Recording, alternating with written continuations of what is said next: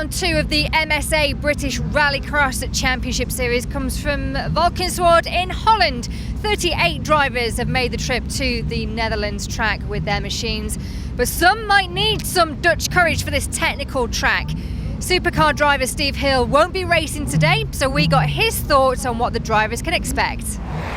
So Steve Hill here, supercar driver, but a bit of a frustrated driver because you're not going to be racing today, Steve? No, absolutely. I'm helping out with the guys that have come over, but no, my car's not quite ready, so we're giving this one a miss and hopefully out in Knockhill. Well, we saw you having problems with the car when we were with you at Lydden Hill. Give us an update with it. Yeah, it's a couple of years since I used it and there were a few things that weren't quite right, and we've sorted them now mostly, and it will be ready for Knockhill.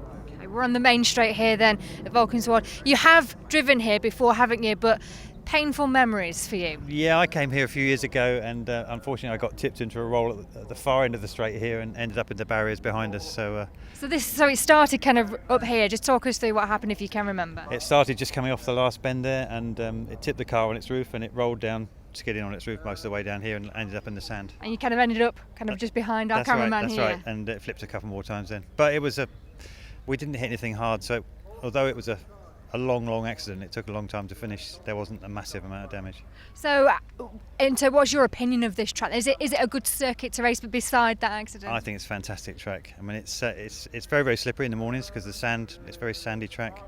If you get into the sand traps, you've got no chance of getting out. It doesn't matter what you've got. You need a tractor to get out.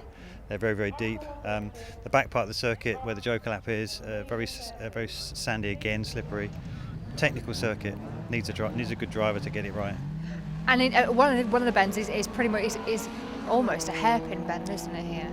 Yeah, that's probably the trickiest one because you come off the tarmac onto loose, braking on the loose, and then you've got a fairly tight hairpin, and there will be lots of incidents there. Will the drivers that have been here before have that advantage then, do you think? Whereas the guys that haven't perhaps done as many laps here? I think undoubtedly. I think I'm disappointed not to be here because I think it would have been an advantage for me having raced here before. It takes you a while to find the best speed of this track. There's times when you've got to just temper your enthusiasm and times you can let it go. Is it nice to see this circuit back on the calendar? Personally, yes. I think it works very well. We're made extremely welcome here. I mean, practice has been worked like clockwork in very, very quickly. They seem well organised, and very pleased to be here. So you're going to be kind of keeping a very close eye on your competitors today? Well, I'll keep an eye on what's going on, yeah, why not? Thanks very much for joining us, Steve. Thank you.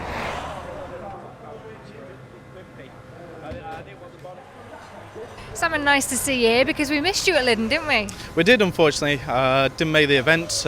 We just weren't ready. We were waiting for some components to arrive for the car. Just didn't arrive in time, unfortunately. So we're here, done some testing beforehand, so we're ready to go. And it's a completely rebuilt Subaru Impreza, this, isn't it? How much work have you had to do on it? 100%. So it's an evolution on the previous car from a couple of years ago. We took it back to a bare shell, reworked the entire car. It should be a lot more focused car this year, so hoping to push on a little bit further up the grid. How do you think it will compare to the other guys out there on the grid? I'm not saying we're going to catch Julian just yet, but I think some of the guys behind will be giving him a hard time this year, definitely. I hope we are anyway.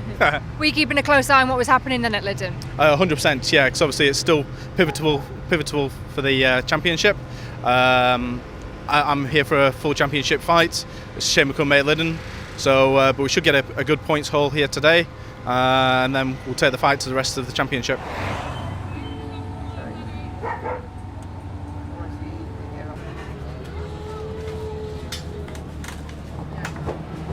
You're going to be racing Supernational this year. How has the move up been for you after round one? We had really bad luck at round one, as before the first hit we lost the clutch. And then we've done second hit, which was quite alright for first time. And then before the third hit, during the third hit, one little nut, 6mm nut, comes off from the throttle cable, and I lost the throttle. So that was obviously end of the competition, because I didn't finish 2 hits and I wasn't able to do the final. So, but overall, I was really happy with the car. I have to learn the car because it's completely different to the other cars which I've been racing for the last 6 years. So. Well, tell us a bit more about the car, because it came from Liam Duran, didn't it? Yes, that's old Liam's car. He built the car, didn't racing for long, and then was in a container for 6 years. So we got there, grabbed the car, and we started using same heart as he been used 6 years ago. But it's not easy.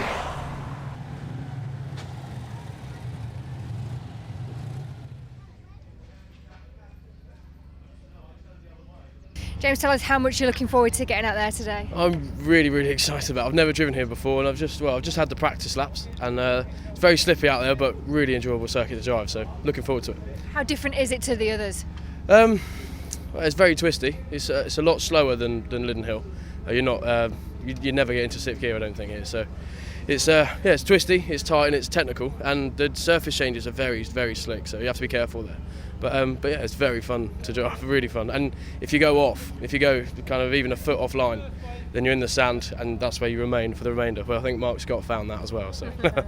You talked about Mark before because he has ridden here before, he has driven here. Does that give him an advantage today? I'd say it gives him a bit of an advantage, but I think I'll find my own lines, and hopefully I'll be with him fairly quickly, really. But yeah, he's a very quick driver, and I'll do well to keep up with him, I think so. Well, you certainly pushed him at Lydden Hill. He's had some good battles with him. You kept on his tail. Yeah, we did. We had a good run. I think every heat we had a good little tussle, really. But he's faster on the tarmac, and I think I'm a bit quick on the gravel. So we'll see how that kind of plays out, really. But the gravel here, you haven't got much of a line, really. There's only one line through the corner, and there's no real room for overtaking there. So I'm going to have to keep it neat on the tarmac. But yeah, hopefully have a good battle. Plenty of racing to look forward to then in the programme. We start off with the RX150s. Here's Mark Werrell, your commentator. Thanks, Natalie. So the RX150 buggies are the first of our races that we'll see. And well, James Grint and Mark Scott were locking horns at Lydden Hill. Let's see what they can do at Valkenswaard in Holland. It's a good start from James Grint. His is the black car that's charging towards us. That red and black car, though, in the hands of Mark Scott, has the inside line as they head into turn one. So it's Mark Scott that takes the lead. James Grint is there in second place, and it looks as though it's number 11, the blue and red machine of Richard Moore, that's managed to slither its way through into third place. So as they head off the tarmac and onto the loose section, this is the section of the circuit where James Grint said in interview he thought his car had the advantage, and well, it looks as though he's already gone through and has taken the lead. So James Grint goes through. You can see just how dusty it is. Lack of visibility for the drivers, lack of grip as well, one would have thought, but it's James Grint who slides his RX150 through the left-hand turn and then works his way up towards the conclusion of the first lap of the race. So James Grint over the start-finish line, through and into the first corner. You can see how deep those gravel traps are as well. One wheel offline, you're in the sand, and you'll be going no further. James Grint is out front at this stage. All black number 7, RX150 buggy. Mark Scott there in second place. This is the battle by the look of things for what will be third and fourth position. Richard Moore runs a little bit wide. Kevin Feeney looking to try and dive his way up the inside as they head through the right-hand hairpin. They get to the left-hander, and Richard Moore has just about managed to hang on to third position, despite the very close tensions of Kevin Feeney behind. So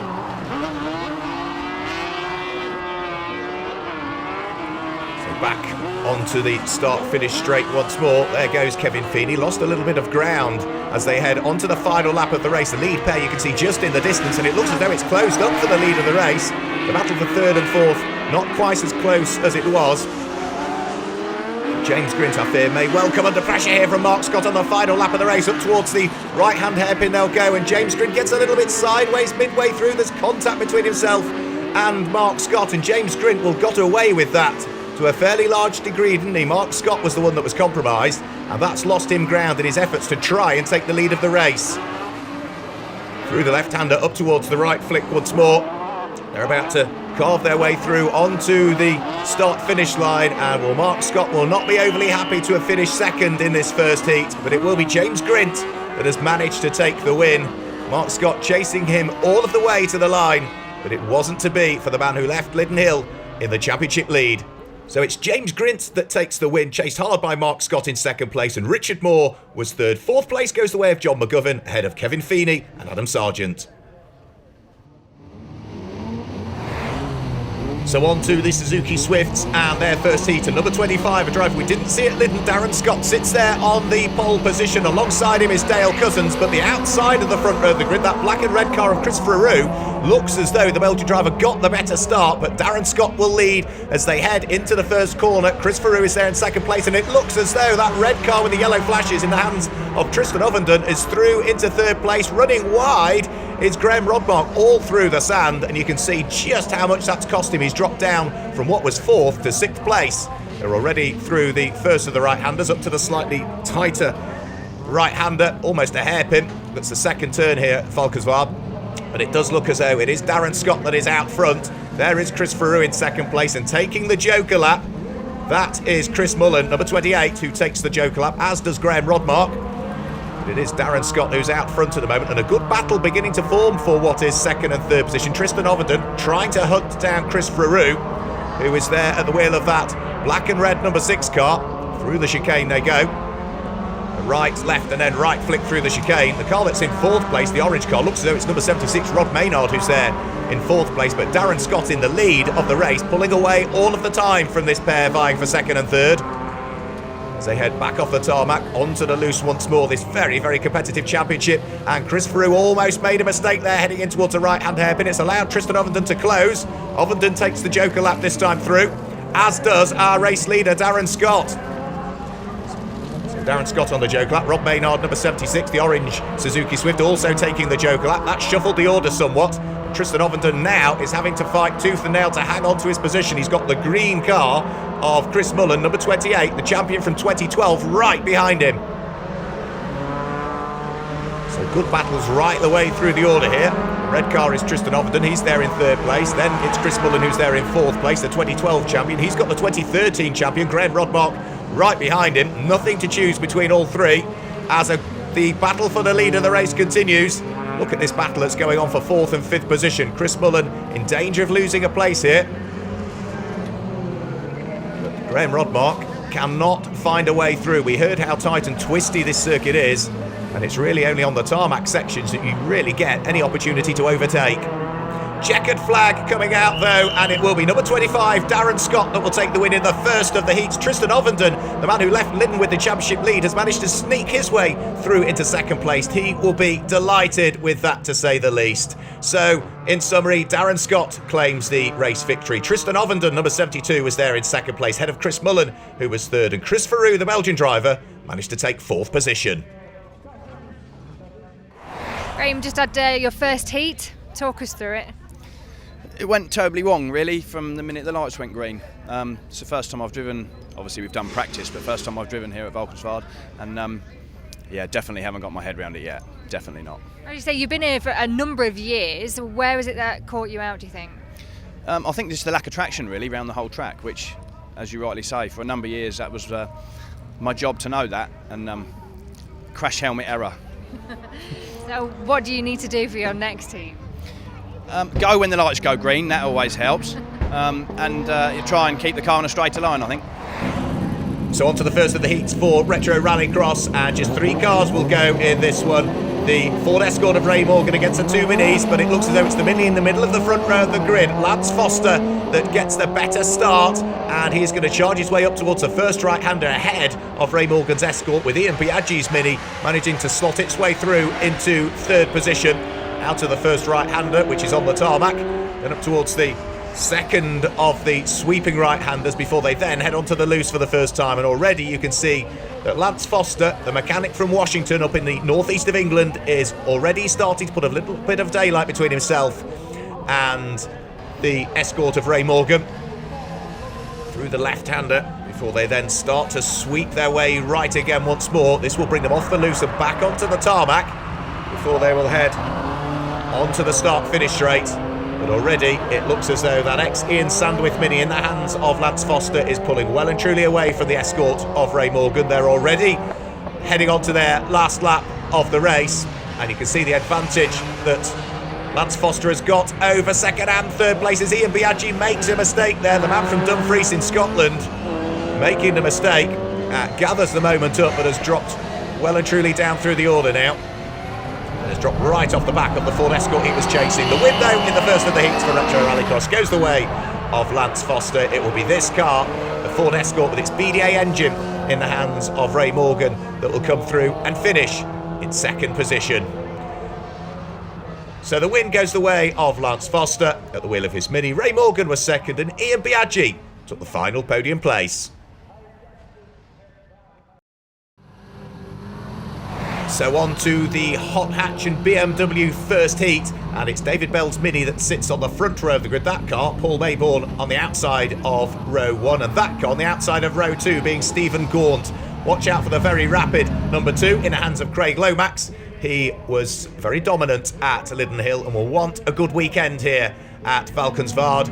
The lights are about to flash on. Paul Maybourne on the outside of the front row of the grid. Looks as though he gets a good start, but the Peugeot 106, the black car of Thomas Valgans, on the middle of the front row of the grid. A little bumping and boring in the middle of the pack, and Craig Lomax gets spun around with a very hard impact into the barriers. Comes to a shuddering halt as the rest of the pack is able to continue around the circuit, but that was a very large hit indeed for Craig Lomax. Let's hope that he's okay, and surely that will bring about, the red flags come out. Craig Lomax with what was just spun round off the start. We ride on board with Craig Lomax inside of the second row of the grid, gets a good start, then starts to try and go for a gap. There's a little bit of a bump midway through the pack, and then contact at the back. Oh, and you can hear the size of the impact for Craig Lomax.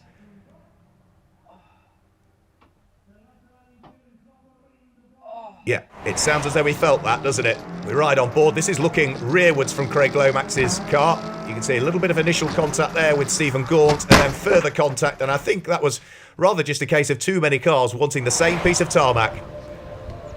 So Craig Lomax's car being pulled away. Craig a little bit battered and bruised, but otherwise fine, and we will restart that hot hatch heat a bit later on. So after the halt to the hot hatches, we're on to the Supernationals, and well, Vincent Bristow had a good run at Linden Hill. Slorovir Wallach will be looking to try and improve, but Michael Boak at the wheel of that diesel-powered Audi TT very much trying to make amends for the problems that befell him at Linden. A great start from Stuart Emery, that white and orange Peugeot 206, who leads the championship from the very tail end of the grid, is looking to try and take the lead of the race.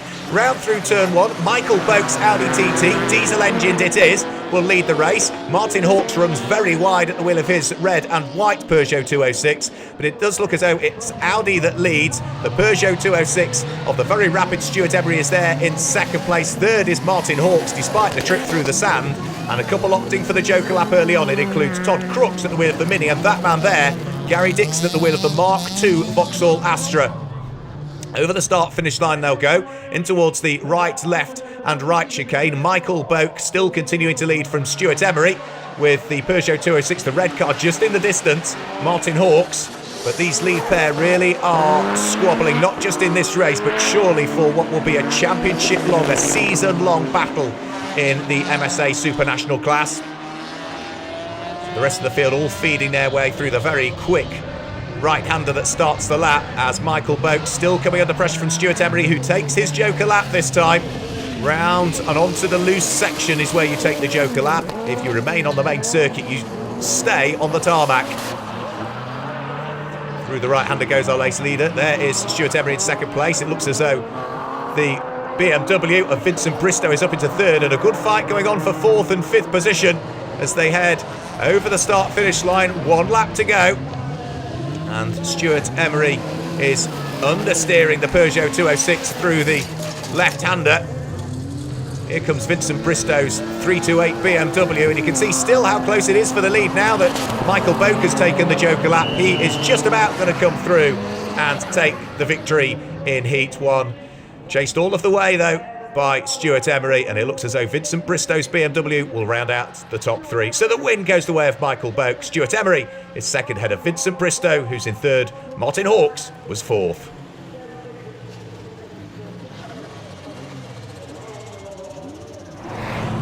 So the rerun of the Hot Hatches Heat 1, you can see the repaired car of Craig Lomax at the tail end of the field gets a good start as we ride on board with the driver who brought about the red flag in the first attempt at this heat. He's put that incident behind him, and as they head up to turn 1, Well, he's put the whole field behind him, hasn't he? Thomas Valkenswaard's black Peugeot 106 has slotted its way through into second position, but he's doing battle with the Mini of David Bell, who squeezes up the inside as they head off the tarmac and onto the loose. And I think there might be a problem for Thomas Valkenswaard. His Peugeot 106 has fallen to the very tail end of the field. There's the third place car.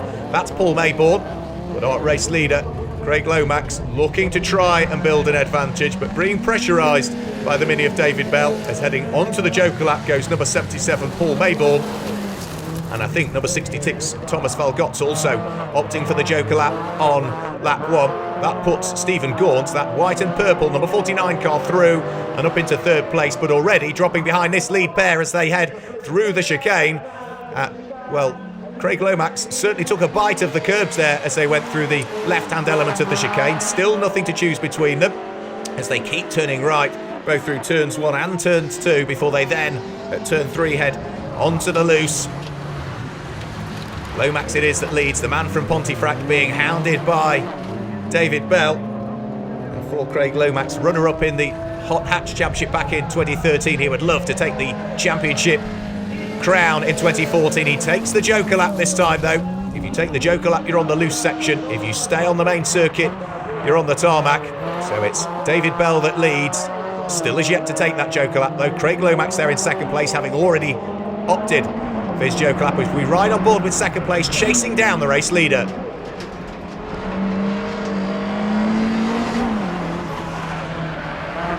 See just how hard Craig Lomax is having to work, just how much the circuit keeps turning right before they leap once more onto the rough. Through the right-hander, David Bell ahead, will have to take the Joker lap before too much longer. Is this going to be the lap? Does he peel off right? Yes, he does. So Craig Lomax back through into the lead of the race. David Bell at the wheel of the Mini onto the slightly extended section of the circuit. That should drop him back down into second place as the checkered flag is being readied.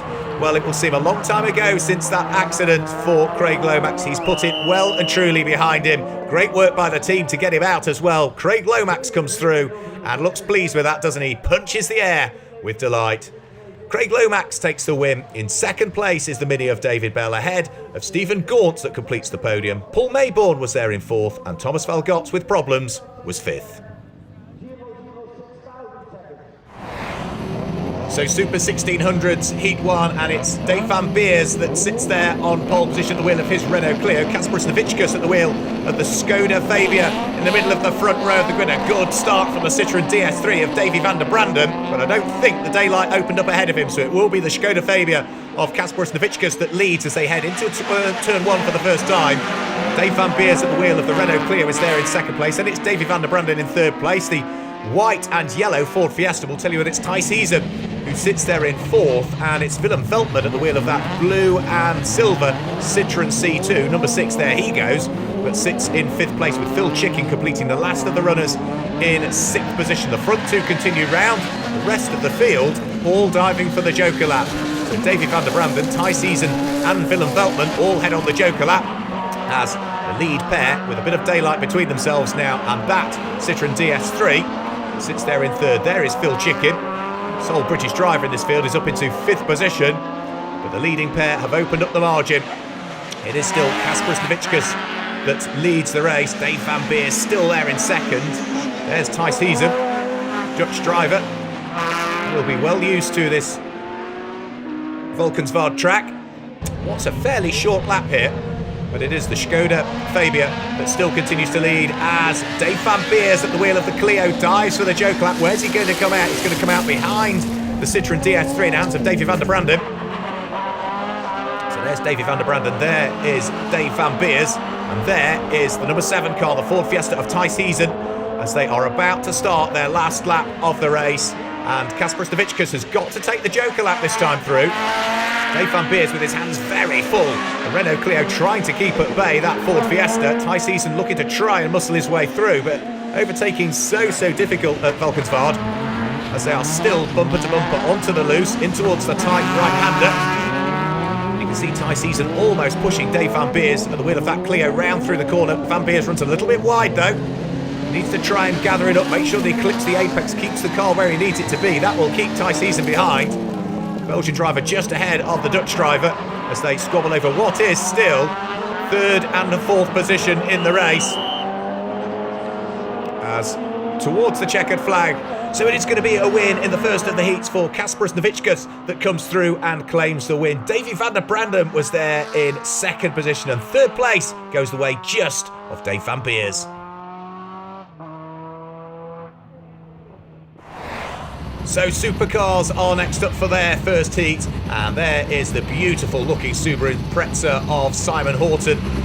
Steve Harris is there also at the wheel of his Ford Focus. Those two on the front row of the grid. Julian Godfrey is looking to try and muscle his way through, but it's a great start from Ron Snewick at the wheel of the Seat Leon. Julian Godfrey is already through into second position. It looks so it's Steve Harris who's there in third, going side by side with Simon Horton. They just about leave enough room for each other, but it was Ron Snewick, the Dutch driver, that got the best of the starts. Julian Godfrey, the best of the Brits, there in second position as they head round through this tight right-hand hairpin.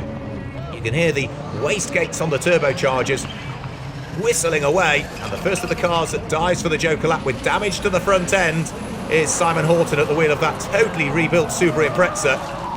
There's Steve Harris at the wheel of the sole Ford Focus that we have in the field, but it is Ron Snewick that leads the race, leaps his Seat Leon over the curbs, being chased hard by the 3 times British champion Julian Godfrey there in second place. And already we can just start to see Steve Harris at the wheel of his all red Focus dropping back a bit. Godfrey though starting to attack for the lead though, onto the loose section through the right hand hairpin before they sweep left.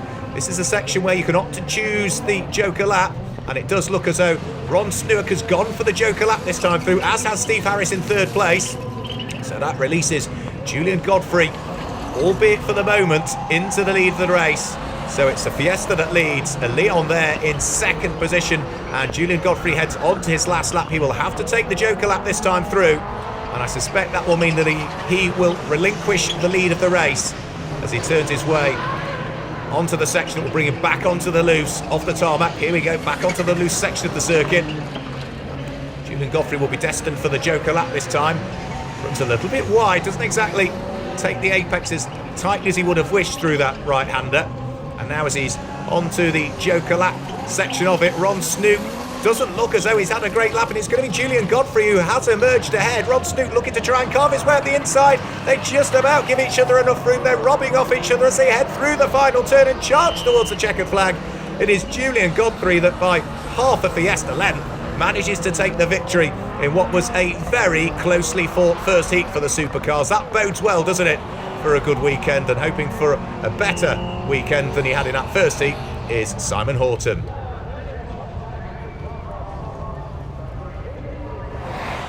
So the charge towards the line, the replay shows just how close it was for the win in the first of the heats.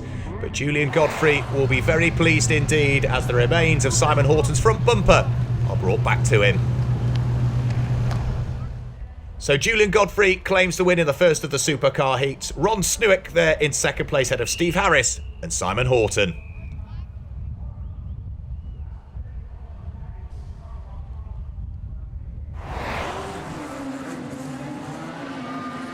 He wants Simon, tell us what happened. Plain and simply, I went in back of Steve Harris. Made a bit of a mess of the car, as you can probably see. He got a little bit bunched up ahead of me. So Steve braked because Julian was ahead, and then I was already on the brakes, and it just got a bit compressed and ran in the back of him. It's very much as simple as that. It all happens so quick, these kind of things, doesn't it? It does. It was the first time we braked onto the loose, so obviously it just, like I say, everyone just got compressed and there was nowhere to go. So been to apologise to Steve. Obviously it's not deliberate, it happens, but yeah, it's left us both with a bit of cosmetic damage. There's nothing fundamentally wrong with the cars. I lost the boost hose, so I was down on power. It popped off when I hit Steve, but fundamentally no issues with the car, so we'll just patch it up, make it look a bit more pretty, and back out for Heat 2. Do you think it could have been worse? 100% it could have been worse, yeah. I mean, if there was somebody behind me, then they would have hit me and pushed me further in, so it's quite lucky in that sort of sense.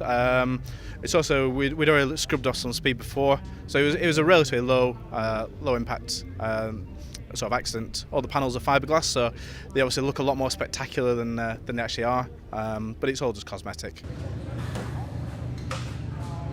Heat 1, how did that go? Terrible, really, because I missed the chicane. So the first lap, when you go off the start line, you miss the chicane. Second and third lap, you're meant to take it, and I forgot. So I've now written a little reminder on my steering wheel just to remind me to go right. So. Were you just completely in the zone then? Yeah, completely in the zone. I was in front of Mark, so I was running away with it, looking in the mirrors, and just forgot to turn right. So absolute mistake from me, but hopefully I'll remember in the next one. So. You weren't feeling the pressure of your brother here watching on, were you? No, not at all. It's good to have the family around to support and everything, and because we're both quite busy, so it's to get us both in the same place and everything. It's good. But my brother's really bit into motor racing as well, so it's good for spectating for him. So yeah. So Rupert, when we're going to see you out in the car? Never, probably.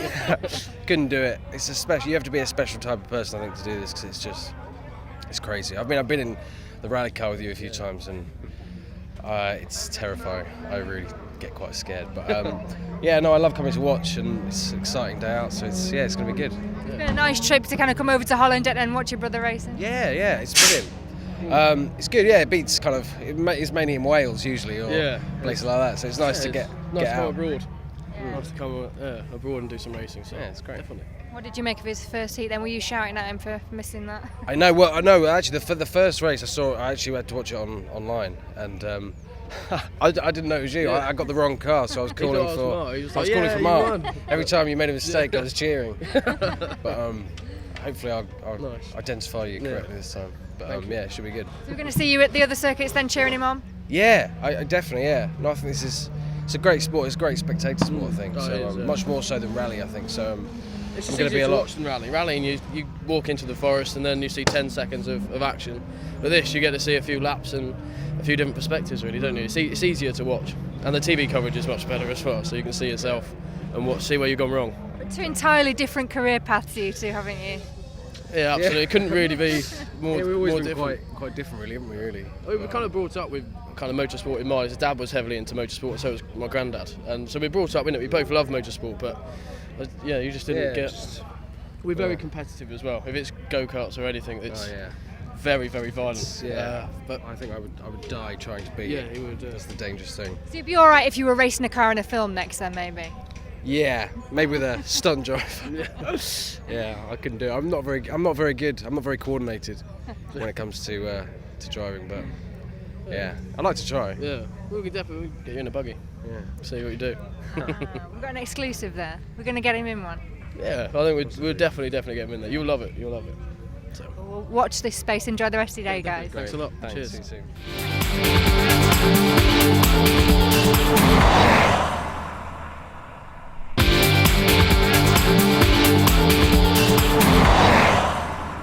So on to the second heat for the buggies. There is number 11. That is the RX150 of Richard Moore. Number 58 is Adam Sargent. His father, Larry, is in the field somewhere.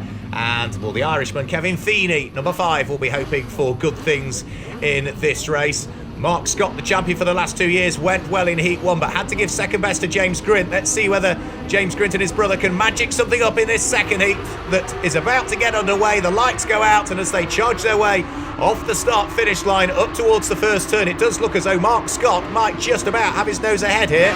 In towards the right-hander they'll go. James Grint has already managed to slot himself through into second place. Richard Moore is there in third. There's contact further back down through the order. Well, everybody able to continue, but the lead pair, as they were in Heat 1, as they were very much at Lytton a couple of weeks ago, are fighting tooth and nail for the lead of this race, and I suspect this will be very much the picture throughout the whole of the 2014 season. Onto the loose section through the sweeping right-hander they'll go before they head back onto the tarmac. James Grint's soaring at the wheel. You can see just how much input the drivers have into keeping these buggies in a straight line. In the background, Richard Moore in third place just runs a little bit wide. Through the chicane they'll go. You can see just how deep that sand is. Any cars that run wide are going to have issues, and somebody's run wide there. There's contact further down through the order. Looks as though they've just about got away with it though. Very robust are these buggies. Adam Sargent, I think, may well have been one of them. If not, it was perhaps his father, Larry Sargent, as they head in towards the loose section. And, well, issues there. Running very, very wide indeed is Larry Sargent. There's a spin slap bang in the middle of the field. Somebody else off into the sand as well. That's Don McLeod that's off in the sand. Adam Sargent has had his problems, so several of the RX150 buggies all coming to grief on that lap as they head on to the last lap. No such troubles though for Mark Scott, who really has opened up an advantage here. The potion didn't work, did it, for James Grint? There he goes in second place. He's fallen away to the tune of some 4 seconds on this lap between himself and Mark Scott. It's not for want of trying for James Grint. Mark Scott looks to have everything tied up in Heat 2 as James Grint works away at the steering wheel in towards the final right-hander, accelerates his way towards the checkered flag, but it's not to be a win in Heat 2. James Grint will have to settle for second position as the rest of the field files its way over the start-finish line. Mark Scott will be the driver that will stand atop of the podium. And let's just have a quick replay at that incident. Somebody just running wide coming through the chicane, pitches his fellow competitor, that being number 11 Richard Moore, off and into the gravel. But thankfully these robust buggies both are able to continue. So another replay of what happened with very, very wide Don McLeod straight off into the sand. Certainly did its job, however. As for the results, Mark Scott takes the win in Heat 2 from James Grint, who was second. Kevin Feeney was third, ahead of Richard Moore and John McGovern.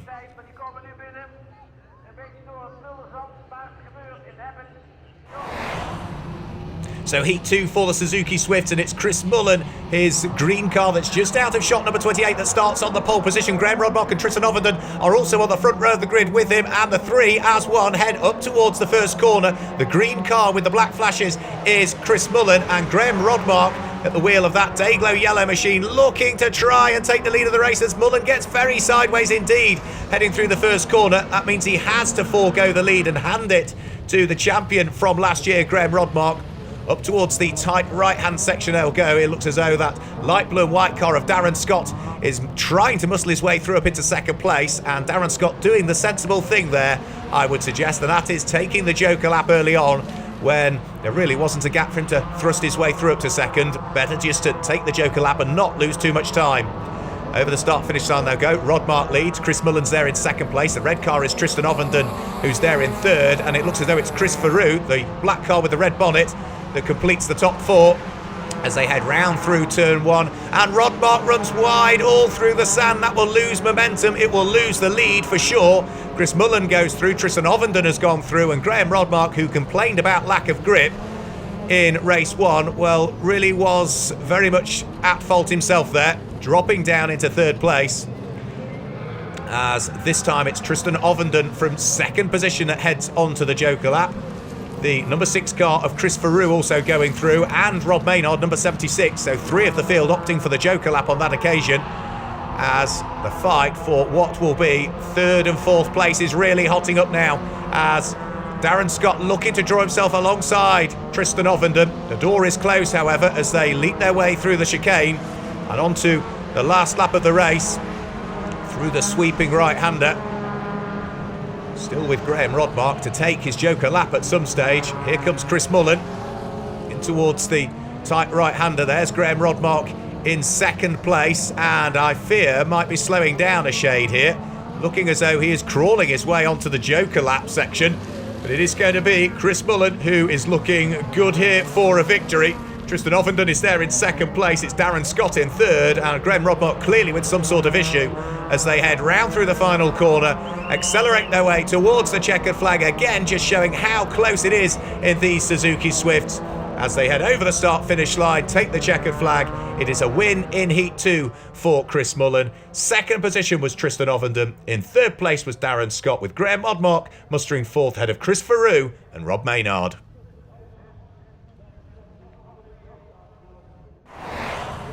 So second heat for Hot Hatch and BMW Mini is next up. Let's see whether Craig Lomax can repeat his feat from Heat 1 and claim the win. It looks as though it's a good start from him, as he started on the middle of the front row of the grid and is already going to hit the front by the time they head up to the first corner. It is Craig Lomax that has gone through in the lead of the race. It looks as though it's Thomas Vilgotz who's there in second position, and the Mini of David Bell is there in third place. Fourth place is Stephen Gaunt, and Paul Maybourne completes the top 5 as they head onto the loose section for the first time. There is David Bell at the wheel of the Mini, but it is Craig Lomax who is out front, and Thomas Vilgotz does the sensible thing as he was almost side by side with the race leader, but was on that right-hand side of the circuit and therefore opted to take the Joker lap, as does number 77, Paul Maybourne. So Craig Lomax out front, then the Mini, then the Citroën Saxo of Stephen Gaunt, number 49, having a good run here. Runs a little bit wide though, coming out the corner through the sand. It really does slow you down if you touch that sand, because it's so deep, and therefore as soon as you step offline, it causes you a raft of problems. Somehow though, Stephen Gaunt got away with that rather. He's still got Thomas Velgott sitting right behind him as they head through the right-hander and start to head on towards the loop, with Velgott breathing down the neck of the Citroën ahead. The 106 looking for the inside line as they head onto the brakes. There's a little bit of contact between the two of them. Stephen Gaunt just pushed a little bit wide, but that was just the briefest of touches between the two of them.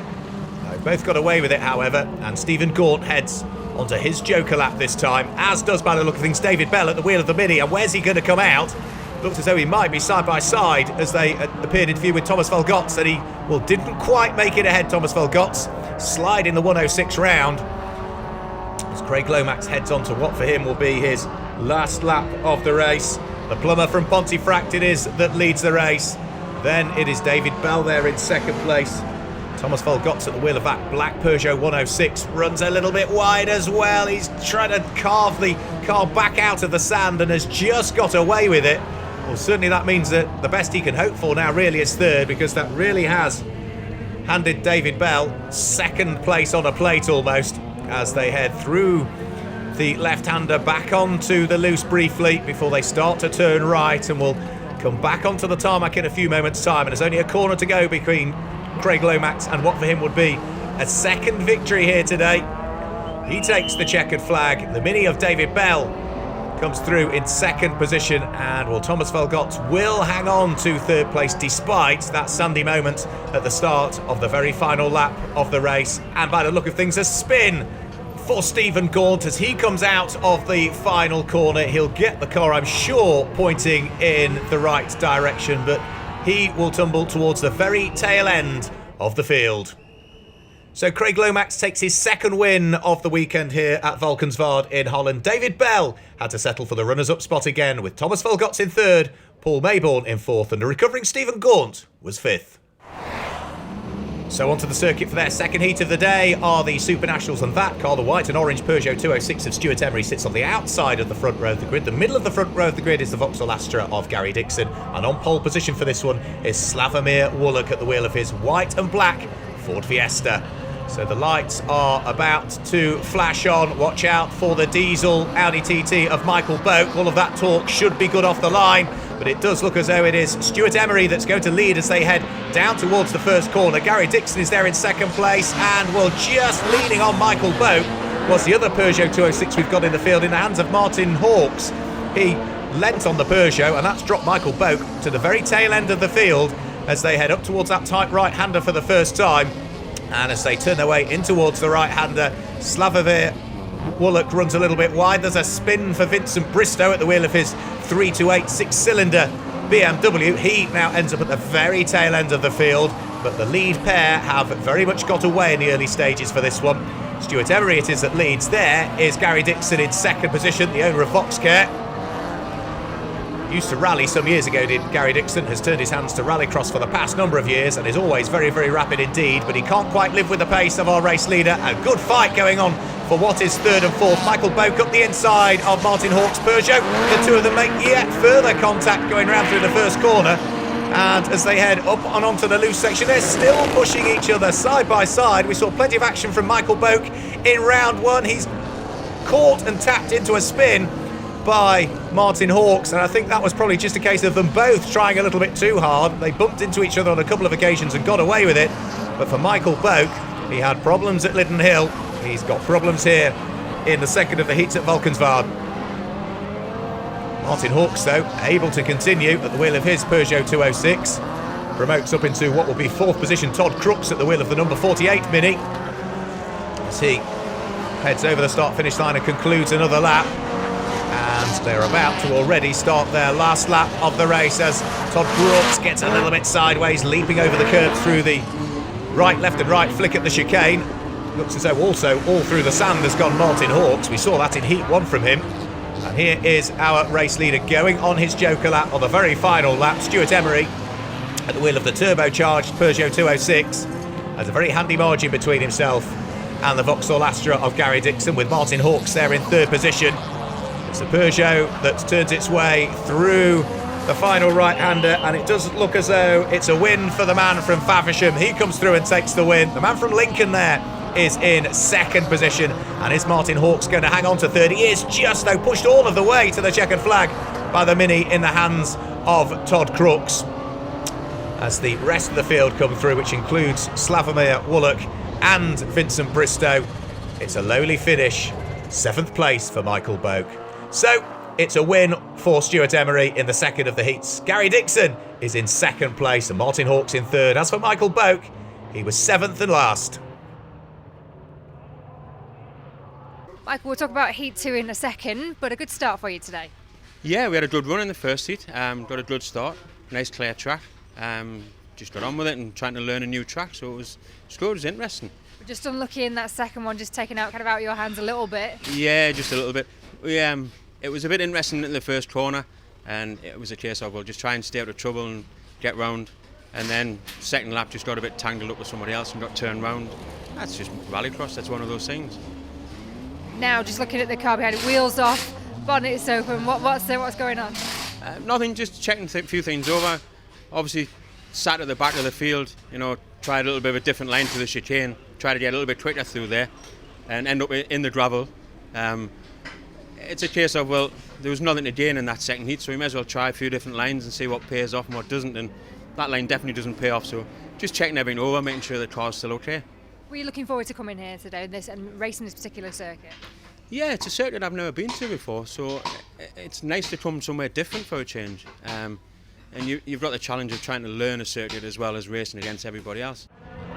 So, second heat for the Super 1600s. Davy van der Branden at the wheel of the Citroen DS3 is on pole position. Bart Bell alongside, and Kasparos Novickas is on the outside of the front row of the grid. It looks as though Kasparos Novickas gets the best of the start. Davy van der Branden is going to have to slot that Citroen DS3 into second position. It looks so Dave van Beers at the wheel of the Renault Clio is there in third position. Fourth place is the white car with the Dayglow bumpers. That must mean it's Dennis van Rijn that's there in the third place. But it is Kasparos Novickas that leads as they head through this first right-hander that's on the loose.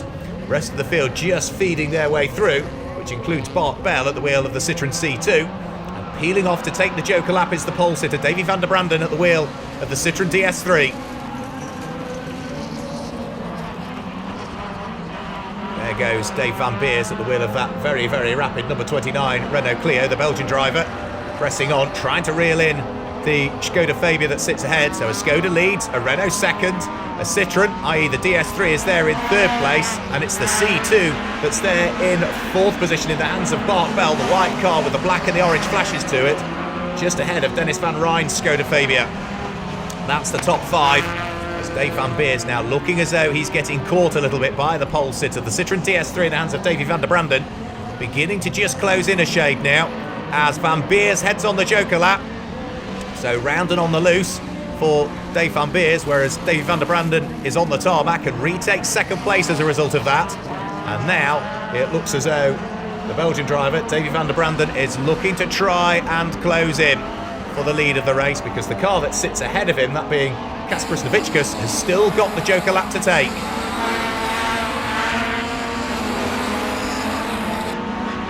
Good fight further down through the order between Bart Bell at the wheel of the Citroen C2 has still got Dennis van Rijn's Skoda Fabia right with him.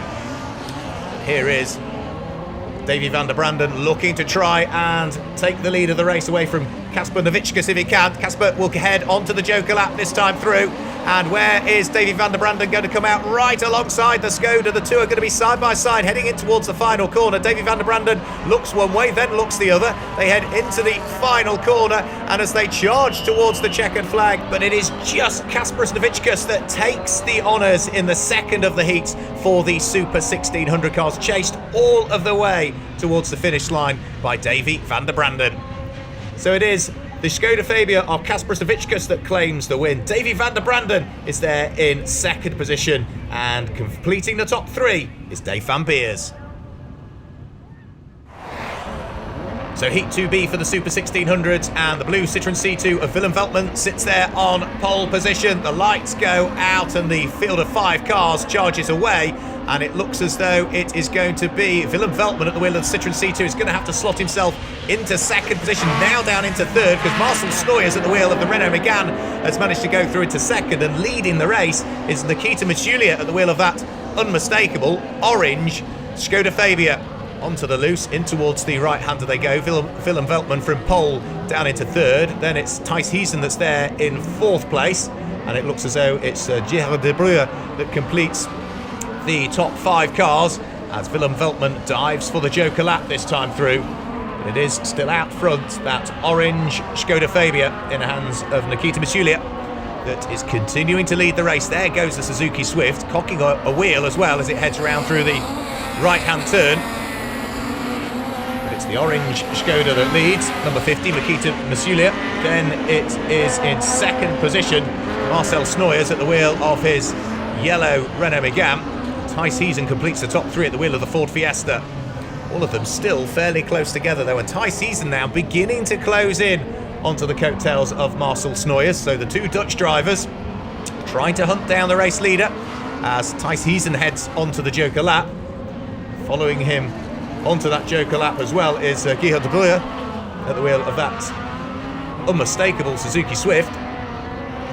They're already heading on to the last lap of this particular heat, and it does look as though Nikita Masulia has done just about enough here to hang on to the lead of the race. Marcel Snoyers trying as hard as he can to close up. Marcel had a good run at Lyden at the previous round and is having to give second best in this heat at least to the Skoda that sits ahead as they turn their way through the right-hand hairpin for the final time. Then they will flick left. Joker lap still to be taken though here. So Nikita Masulia heads on to the Joker lap. Marcel Snoyers dives for the Joker lap as well. They go on to the Joker section of the circuit in first and second. They come back out in a similar order because Thijs Heesen in third place was not close enough to gain an advantage over them. The checkered flag about to head out, and it does look as though it is going to be a win for Nikita Masulia. Comes through and takes the victory. In second position is Marcel Snoyers, and completing the top 3 was Thijs Heesen. So second heat for the Supercars, Julian Godfrey on pole position, Steve Harris at the wheel of the Focus alongside, and the Subaru Impreza nearest the camera. Steve Horton sits on the outside of the front row of the grid, and there that black and green Seat Leon of Ron Snuik is on the second row of the grid on his own. The red lights come on, flash out very quickly. Steve Harris initially slowly away as they charge their way towards the first corner. It does look as though Julian Godfrey will take the lead of the race. Ron Snuik from the tail end of the field already up into second. Steve Harris, from what initially looked like a slow start, is there in third place, and it's Simon Horton's Impreza that completes the top 4 as they head up to this right-hand hairpin on the loose for the first time. Simon Horton just running a little bit wide at the wheel of the Impreza. That drops him away from the lead trio, which then becomes a pair because Steve Harris at the wheel of the Focus has taken the Joker lap on the first lap. So Julian Godfrey continuing to lead. Ron Snuik there in second place. These two had a great battle in Heat 1. There's very little to choose between the two of them in Heat 2 as well. Through the chicane they go. Great camera angle. It shows the cars flicking right, left and right again as they head over the start-finish line. Great four-wheel drift there from Julian Godfrey in the lead of the race, but still he cannot afford to make a mistake. He's got the Dutchman right behind him as they head out of the right-hander on towards the left-hander, and Ron Snuik heads for the Joker lap this time. That puts Julian Godfrey out front and on his own. Ron Snuik will continue round in second place because Steve Harris and Simon Horton are a little bit further adrift from these front two as they're about to come through over the start-finish line and start the last lap of this second heat here at Valkenswaard. Julian Godfrey will be the driver that needs to take the Joker lap. He'll be working as hard as he can, trying to wring the neck of the Ford Fiesta to build up the margin that he needs. And looking at the amount of daylight between the two of them, I do think that Julian Godfrey has done enough here so that he will head on to the Joker lap in the lead and should come out just ahead of the Seat Leon in the hands of Ron Snuik. So here goes Julian Godfrey. Let's see how much of an advantage he's built up. There goes Ron Snuik, and he has done enough of a job, Julian Godfrey. As long as he keeps it neat and tidy coming through this final right-hander, there's not going to be a lot that the Dutchman can do about it. So Julian Godfrey charges towards the checkered flag. Still a close heat, not a lot to choose between them this weekend in Holland. But it is Julian Godfrey that will take the win. Who's going to finish in third position? It's going to be the Subaru Impreza of Simon Horton. So Julian Godfrey takes the win. Ron Snewick is second, ahead of Simon Horton in third. And Steve Harris completes the top four.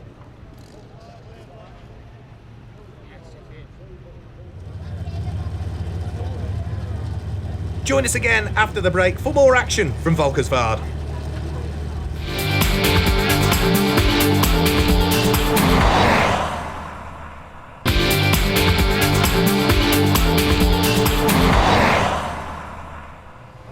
Welcome back to Valkenswaard for the second round of the 2014 British Rallycross Championship season. Lots of work still being done by the drivers and the mechanics to make sure that their machinery is in tip-top condition, ready for the heats and the finals. The RX150 buggies making their way to the circuit for what for them will be their third and final heat.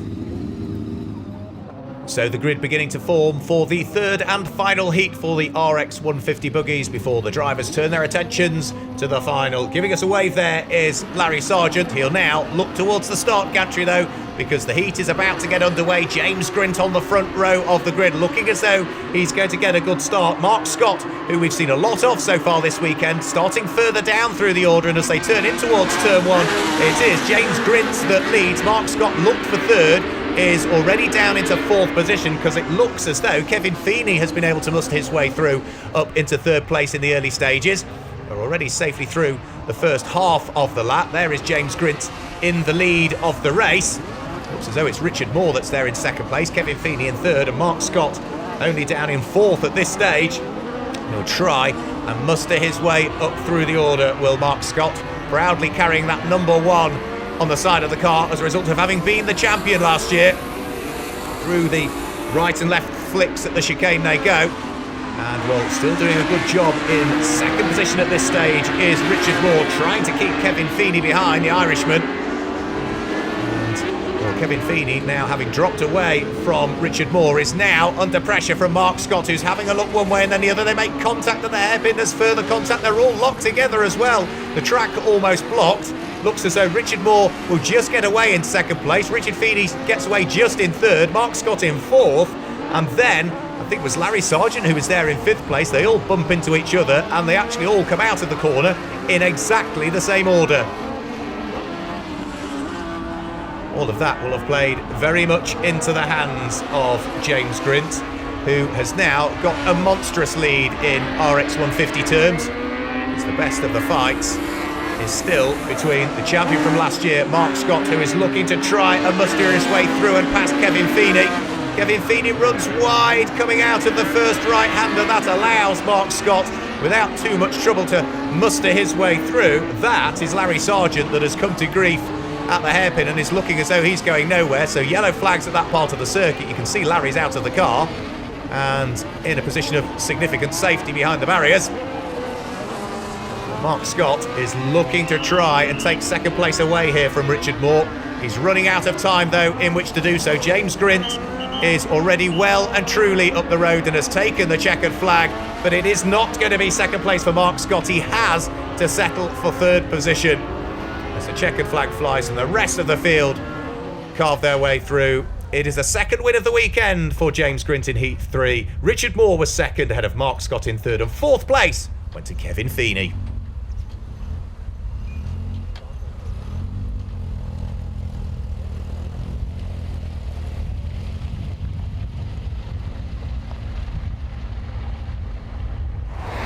So on to the third heat for Retro Rallycross, and well, only two cars on the grid for this one because Ray Morgan had problems after Heat 2 at the wheel of his Ford Escort, so it's an all-mini affair in Retro Rallycross here at Valkenswaard. It's a good start by Lance Foster at the wheel of his green and white Mini, already starting to open up a margin between himself and Thomas Biaggi as they head round through turn one. And well, in the absence of the Ford Escort, Lance Foster looking as though he is surely destined for a third win here. He won Heat 1, he won Heat 2 very comfortably indeed, and well, in Heat 3, Ian Biaggi has not quite got the pace of the Englishman ahead. The Scotsman from Dumfries, it won't stop him trying though. Lance Foster already though well and truly up the road as he turns his way through the right-hander up towards the checkered flag and accelerates his way to what will be a very comfortable win indeed. Lance Foster claiming the victory in Retro Rallycross. Second place was Ian Biaggi, and of course non-starter Ray Morgan at the wheel of the Escort. Let's hope he can get it fixed for the final.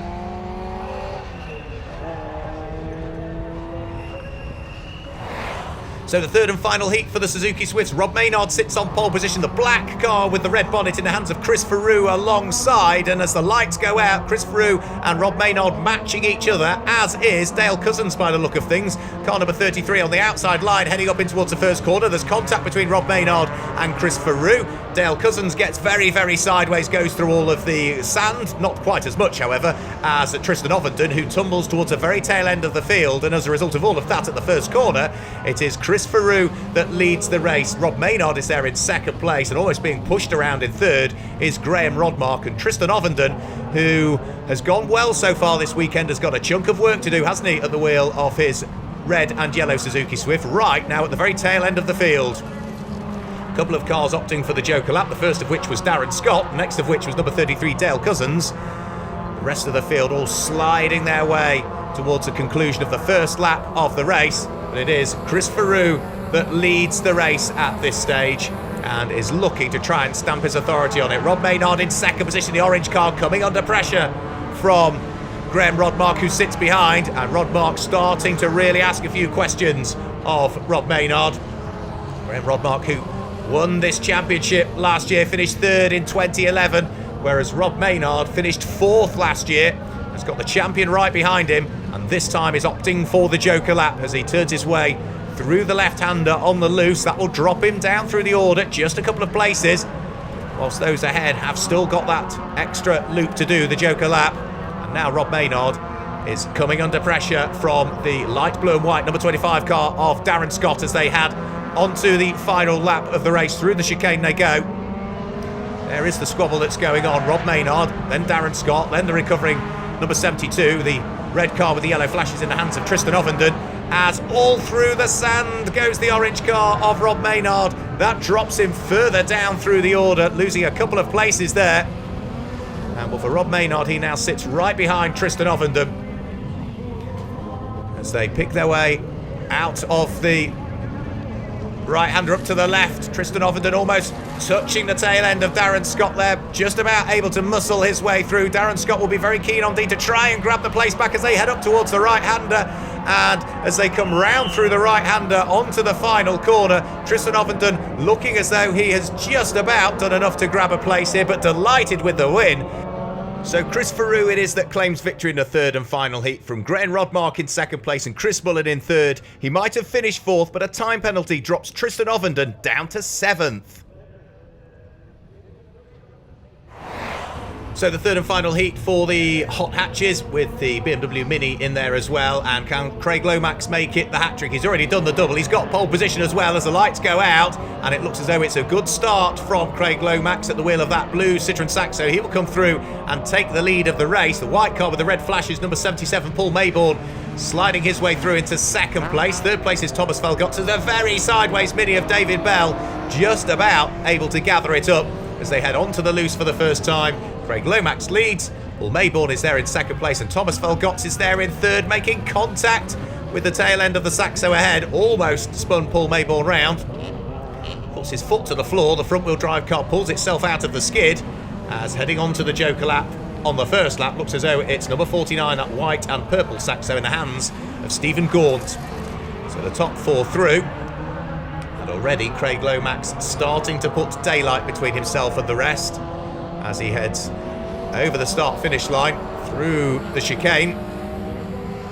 And in second place, Paul Maybourne beginning to come under a little bit of pressure now from the black 106 in the hands of Thomas Felgott, who wants to attack. He's got to defend at the same time. He's got David Bell's Mini sitting absolutely in his wheel tracks as this little trio fighting over what is second, third and fourth place make their way through the right-hand hairpin. And Paul Maybourne runs wide, leaves the door open. Thomas Felgott instantly is able to seize the opportunity and squeezes his Peugeot through the gap.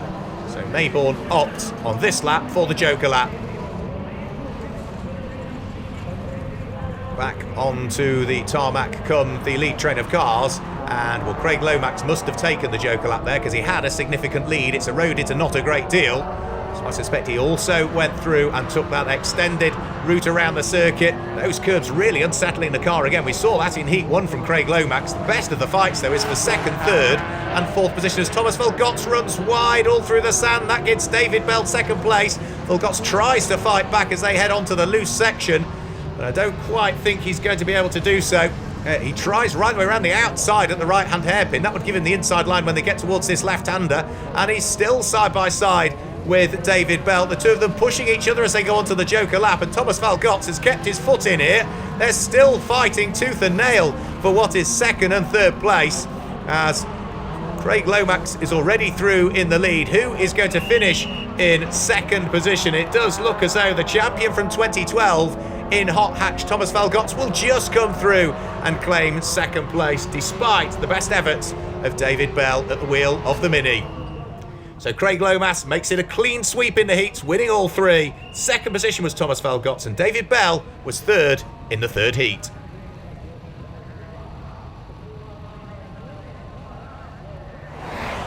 So Heat 3 for the Supernationals, and that car, the Mini of Todd Crooks, lines up on the outside of the front row of the grid because it's Vincent Bristow's BMW that's there on the front row in pole position, and that man in the middle of the front row, the Audi TT in hands of Michael Boak, who gets the best start of everybody. Stuart Emery comes through and takes second place. Then it's Gary Dixon in third, and Vincent Bristow, the pole sitter, is down into fourth position at the wheel of his BMW. They all turn their way onto the loose for the first time. Michael Boak leading the way at the wheel of the Audi TT. Well, he won Heat 1. He had to give second best to the car behind him in Heat 2, Stuart Emery, the championship leader coming into this weekend. And as they turn their way now through the left-hander, Vincent Bristow on the first lap at the wheel of the BMW taking the Joker lap, as is one of the other cars. That's Martin Hawks, I think, at the wheel of his 206. The lead two, though, now starting to just open up a little bit of a margin between themselves and Gary Dixon as they head on to the completion of the first lap of the race. And Michael Boak does not take the chicane, whether he outbroke himself, whether he forgot, i.e. in a very similar way to James Grint did in the RX150 Heat earlier on. But Michael Boak did not take the chicane there. I'm sure if it was a mistake, he's probably already well aware of the error of his ways as they head through the right-hand hairpin once more. Michael Boak still continuing to lead, and he opts to take the Joker lap this time through.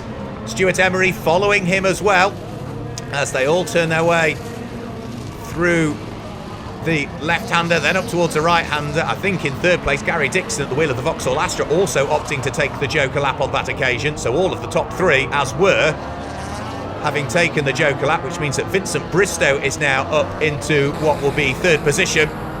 Gary Dixon, there he goes in fourth place. And in fifth position, it looks as though it's Todd Crooks at the wheel of the Mini that's there in fifth place. And Stuart Emery has a quick look up the inside of Michael Boak for the lead of the race. Wasn't quite enough room there, but he had a very good show of his intentions to Michael Boak there as they head once more through this left-hand element. Both have already taken the Joker laps. They can continue round on the tarmac aspect of the circuit this time and head up towards the conclusion very shortly of a further lap. Michael Boak having to work very hard to hang on to the lead here.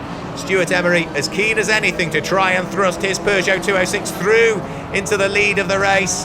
They're going to be bumper to bumper as they head through the chicane up towards the first corner, the right-hander. Michael Boak working very hard, almost made a mistake there, almost ran wide. Stuart Emery pushing him through the right-hander, and has Stuart Emery got a run here up towards the right-hand hairpin? If he can make it stick on the outside line, it gives him the inside line for the next, but he runs wide and has to drop back down into second place once more. Michael Boak, though, looking as though he might try and claim a second victory here as he heads through the right-hander up towards the checkered flag.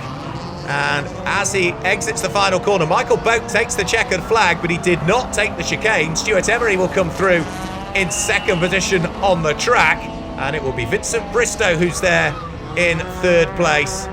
But I think as a result of not taking the chicane, ultimately it's Stuart Emery that will take the win. Vincent Bristow second, and Gary Dixon down to third. So Heat 3A for the Super 1600s. And, well, Davy van der Branden will line up in the middle of the front row of the grid. The yellow Renault Megane of Marcel Snoijers on pole position. And Gerhard de Breur at the wheel of that Suzuki Swift sits there on the outside of the front row. So lights are about to come on and flash off very quickly. Who's going to get the better of the starts? And when the lights go out, it looks as though Marcel Snoijers at the wheel of the Renault Megane, if anything, got the better start and is going to convert pole position to the early race lead.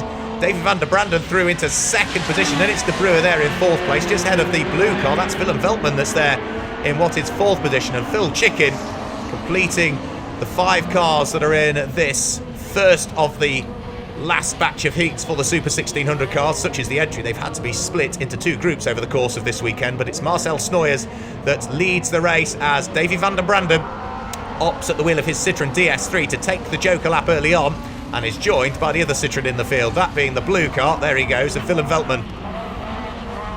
So back up towards the conclusion of the first lap of the race. Number 19, Dennis de Rijn at the wheel of his Skoda Fabia, under pressure from Davy van der Branden, who's already managed to squeeze his way through.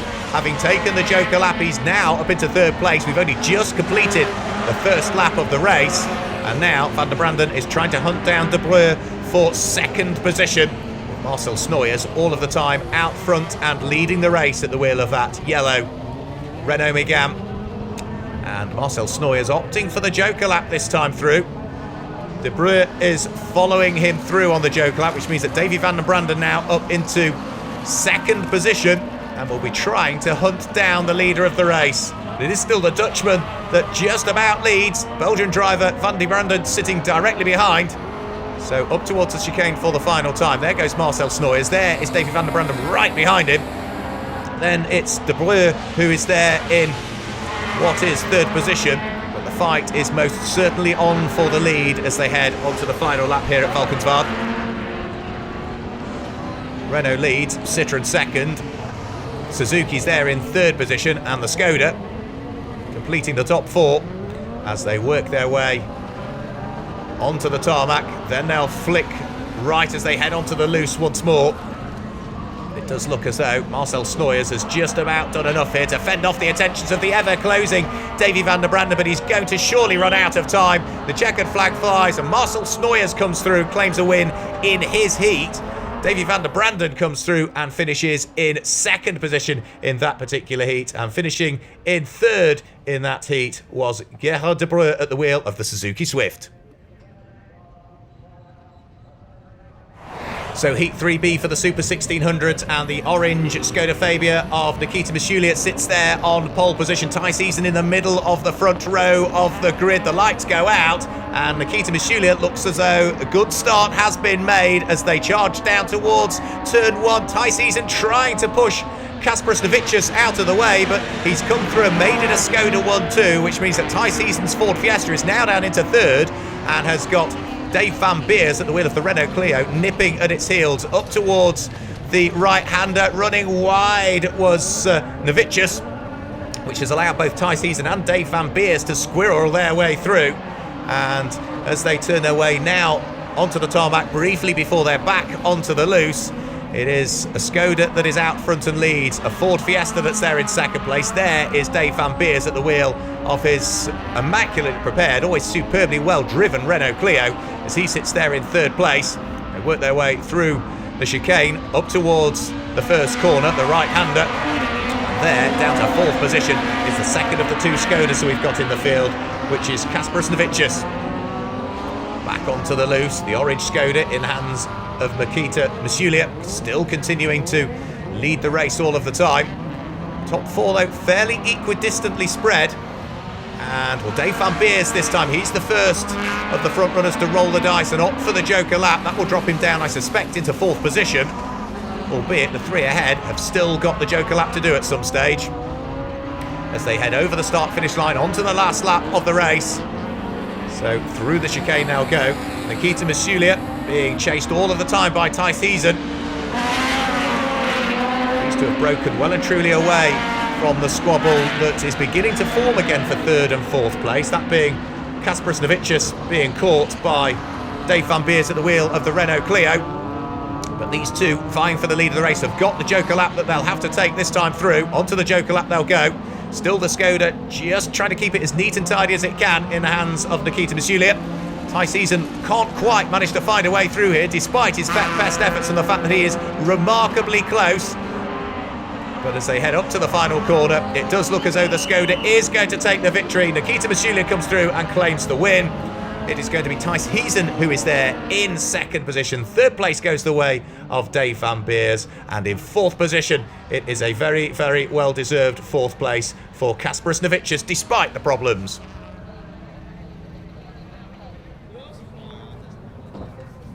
So there's still plenty of work to be done by all of the competitors here at Valkenswaard for what has so far been a great weekend. Don't go away though, join us for more after the break.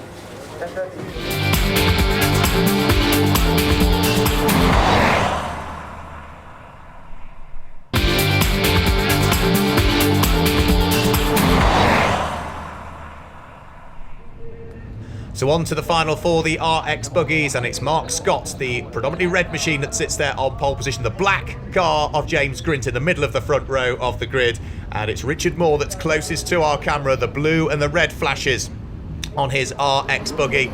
We're about to get this final underway, and there's been little to choose between all of these three on the front row of the grid throughout the course of what's been a great weekend at Valkenswaard. We ride on board with James Grint. Mark Scott to our right hand side looks to have his nose just ahead. You can see that note on the steering wheel telling James Grint to take the chicane, and as they turn their way in towards turn one, just the briefest of contacts between Richard Moore and James Grint. They all safely got away with it though, and I think it is going to be Mark Scott that leads the race. James Grint is there in second position, and it looks as though down to fourth has gone Richard Moore at this stage as they work their way round through the middle section of the circuit. No doubt about who's leading. It is Mark Scott that leads the race. James Grint is there in second position. It looks as though up to third place has come John McGovern, who's there in third, because down to fourth has gone Richard Moore as we ride on board once more with James Grint.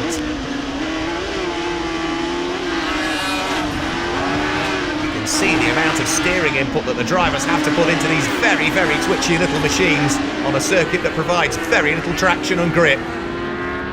Onto the loose section once more. You can see lots of opposite lock just to try and keep that tail end in check.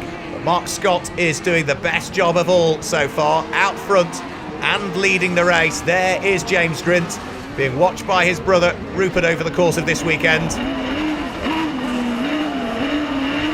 Right on board with our race leader Mark Scott there. Just briefly in the distance you could see the second place car of James Grint. But he's not particularly closing, is he, on the race leader? Here's the squabble for third and fourth place, which is John McGovern fighting away with Richard Moore as those two work their way on towards the start of a further lap. Good fight actually for third, fourth and fifth position as it turns its way onto the loose. John McGovern looking to try and hang on to the position, and well, where is Richard Moore? He was there 1 minute ago. He's spun at the right-hand hairpin.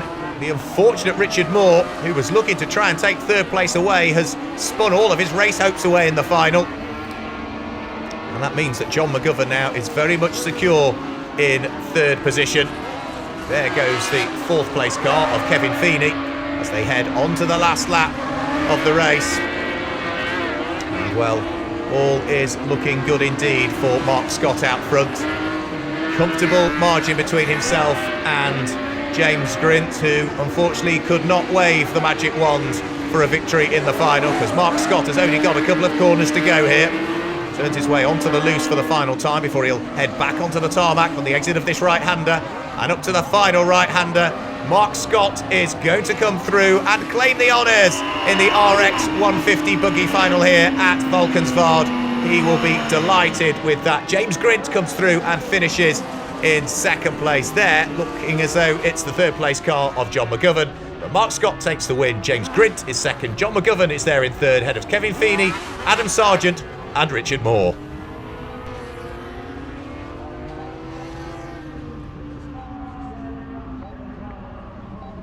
So as a result of that win in the final, Mark Scott continues to lead the championship on 44 points. James Grint is second on 34 with Kevin Feeney in third. It's a tie though for fourth, Richard Moore and Adam Sargent on 24 points apiece.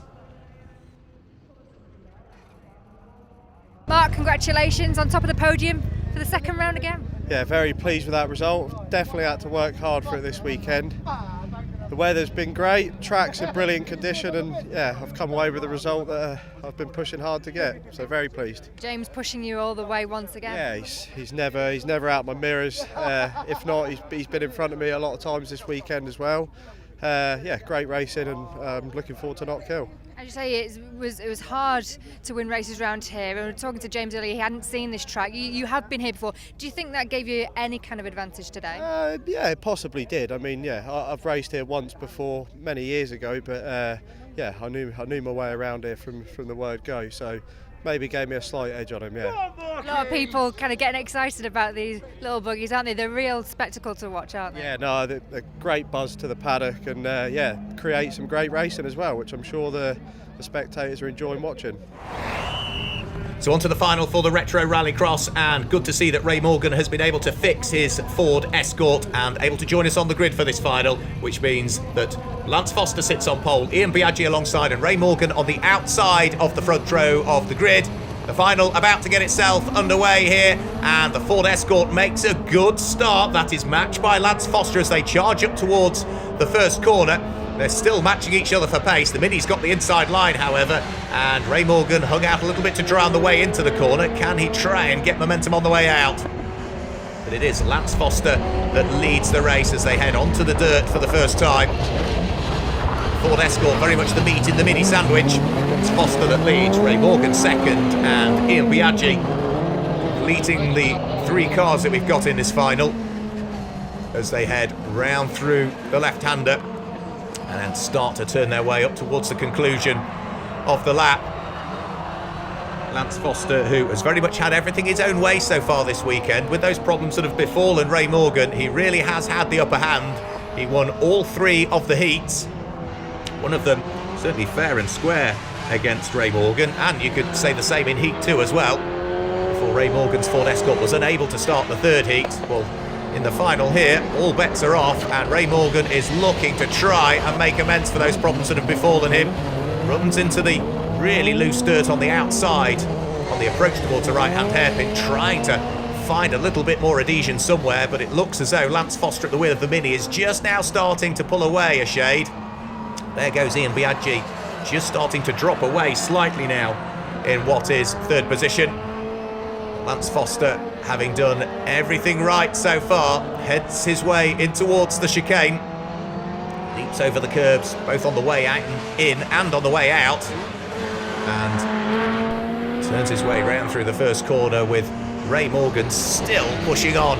You can see the body language of the Ford Escort would tell you that Ray Morgan has not as yet given up aspirations of trying to hunt down and get past the Mini that continues to lead. Through the left-hander up onto the right-hand section of the circuit. Lance Foster looking very good here for what surely is going to be a victory as he heads onto the last lap of the race. Through the chicane. And Ray Morgan, whilst he was pressurising a lap or so ago, just seems to have faded away a shade here. Onto the loose before they turn their way in towards this very tight right-hand hairpin. They'll then flick left again on the exit, and Lance Foster not able to ease off at all. Ray Morgan still rather close to him as they head up to the last couple of turns, and I think Ray Morgan has given up all efforts now of going for the lead of the race, because he just seems to have backed things off here. He knows that he's in a position that will potentially score him a place, but he runs too wide coming out of the final corner. He probably was pushing on a bit too much in the final there. It is Lance Foster that wins. Ray Morgan second. Ian Biaggi comes home in third.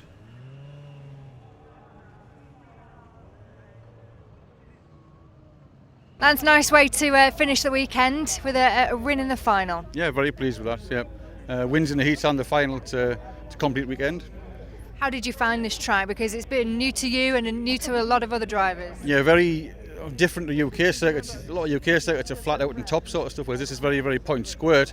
But if you attack the circuit hard, then it pays dividends in the heat. So I'm pleased with it. Do you think that's the same for all drivers, no matter what classification you're in, what car what wheel you're behind? Yeah, well, I would think so, but obviously different cars handle in different ways, and our car is very inside, and other cars in our class are outside corners, so it makes for good racing because different cars handle the same bends in different ways. So yeah, it's a good circuit. I'd like to come back. So the final for the Suzuki Swifts, and it is Chris Mullen, the green and black car that sits there on pole. Darren Scott occupies the middle of the front row, the grid number 25, and it's the black car with the red bonnet of Chris Farrew on the outside of the front row of the grid. Two quick cars though on row 2, number 72, the red car of Tristan Ovenden, and the reigning champion, Graham Rodmark. So this should be a very, very entertaining final for the Suzuki Swifts. As the lights go out, it looks so everybody on the front row as good as matches each other for the advantage, and as they charge down towards turn 1, Chris Mullen has the inside line. Darren Scott trying to brave it out around the outside, has to settle for second best, but Tristan Ovenden from the second row of the grid is now up into third position as they head onto the dirt for the first time. Chris Mullen getting a little bit sideways and a little bit of contact as they turn their way through the right-hand hairpin and then start to head up towards the left-hander. Chris Mullen with his nose ahead.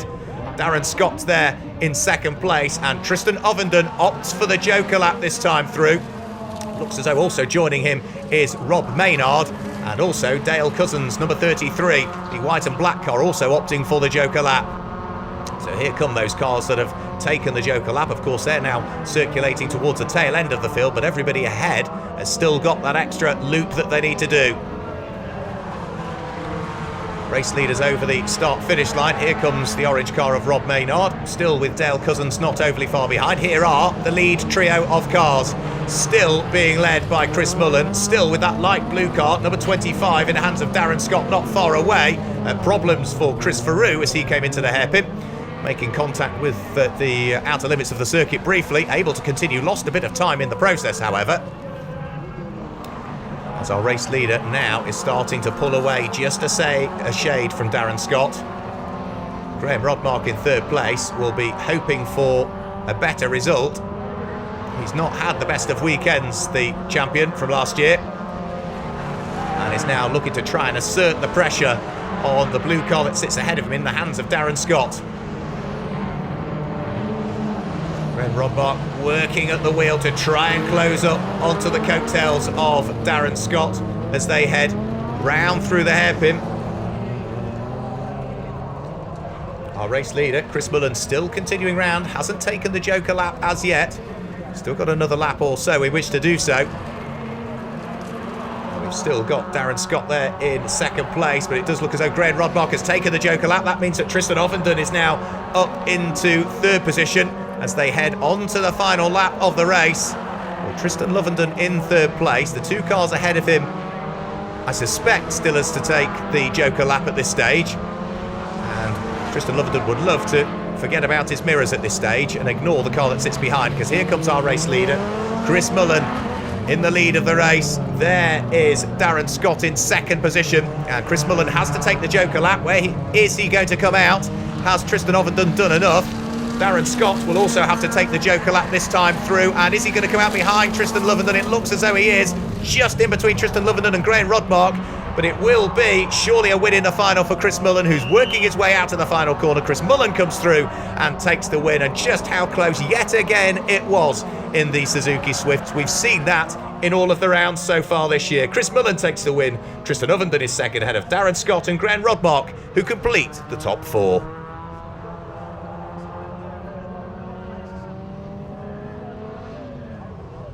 So it's Tristan Ovenden that leads the championship on 37 points, only just 6 points ahead of last year's champion Graham Rodmark on 31, and a further point adrift in third is Chris Mullen on 30. Congratulations, Chris, but just first talk us through your heats. Thank you very much. The first heat this morning was starting on the back of the grid. Never raced this circuit before, came from the back to third, which was impressed with. The second heat I had pole, and we finished in first place, which was very good.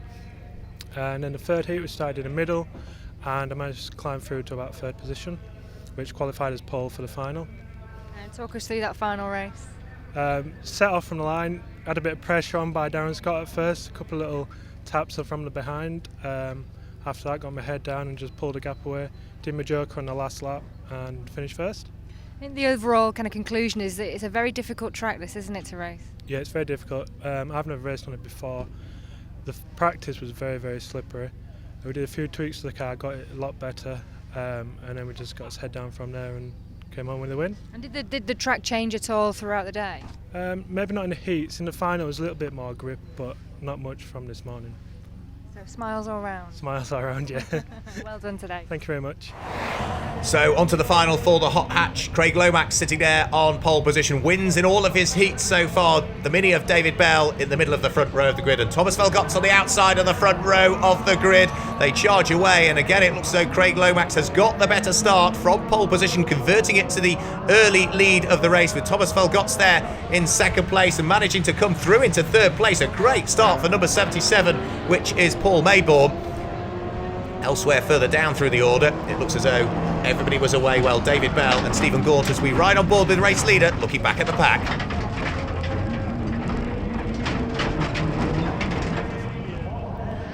So Craig Lomax, who of course had that fairly large accident in Heat 1, that is a long, long way behind him now. He's certainly made amends for it. The only car to take the Joker lap on lap 1 is Stephen Gaunt. So number 49, Stephen Gaunt down to 5th place as David Bell at the wheel of the Mini makes a mistake, dips 2 wheels into the sand, almost costs himself time and drops him right back into the clutches of Paul Maybourne as a result. And well, as those two are vying for what is 3rd and 4th place, the lead pair are pressing on, that being Craig Lomax in the lead, and then the black Peugeot 106 in the hands of Thomas Valkenswaard, the champion from 2012. We ride on board once more with the race leader. Craig Lomax through the right-hand hairpin up to the left. You can see Thomas Valkenswaard in the mirror behind, or in the rear-view camera, rather, as he heads round on the Joker lap, and I think we'll lose the lead of the race possibly here to Thomas Valkenswaard, who has managed to get the Peugeot ahead, but of course he still has yet to take the Joker lap. And Lomax looking to try and remain undefeated here at Valkenswaard this weekend. Through the chicane, using all of the curbs, getting the dust thrown into his face from the car ahead. You can see just how close the Mini is behind as well. Great camera angles. And what has been a very difficult day for the cameramen here at Valkenswaard. Sunshine, meaning that they've had to earn their money, with the sun being rather low on occasions as well. Beautiful day as Thomas Valkenswaard turns his way through onto the Joker lap. David Bell is right with him. That puts Craig Lomax back into the lead once more. So the Citroën leads. A Peugeot there in second place. The Mini in the hands of David Bell. That man there, number 2, is in third place as they head onto their final lap of the race, their final lap of the weekend. Through the chicane, using all of the curbs. David Bell, had it not have been for a slowish first lap, he may well have found himself a position higher here, because he's worked terribly hard at the wheel of the Mini. Still hasn't quite had the pace of this man, Craig Lomax, who for the final time is turning his way round through the right-hand hairpin, then back onto the tarmac as he heads through the left-hander, then instantly almost back onto the loose again, up towards the final couple of right-handers. And as he turns his way onto the start-finish straight, he'll see the checkered flag. It is going to be a dominant victory for Craig Lomax. Yes, he says, chuffed with that, to say the least. So Craig Lomax takes the win. In second position is Thomas Valkenswaard, ahead of David Bell, who was third. Stephen Gaunt was fourth, and Paul Maybourne completed the last of the runners in fifth place.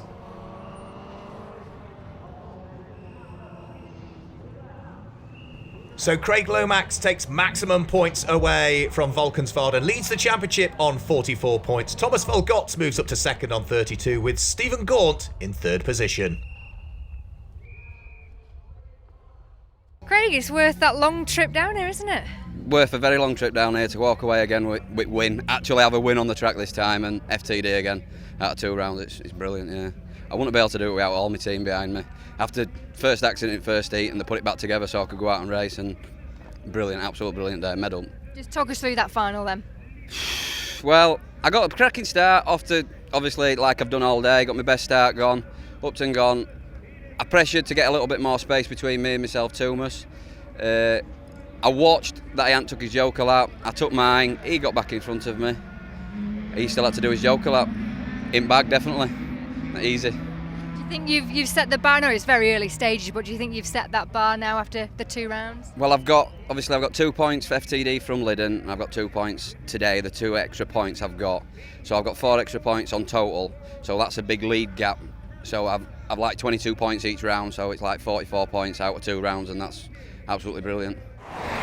So on to the Supernational Final, and it's Stuart Emery that sits there on pole position. The BMW of Vincent Bristow fills up the middle of the front row of the grid. Gary Dixon on the outside of the front row of the grid. We ride on board on the BMW of Todd Crooks, so you can see just how quick Stuart Emery's Peugeot is away. Gary Dixon will slide himself through into second place, and it looks so Michael Boak is up into third position with Vincent Bristow down to fourth. Then a spin at the first corner for the hugely unfortunate Martin Hawkes, who is able to get going again but will have lost a chunk of time as a result of that. Everybody else, though, safely through as they turn their way through the hairpin.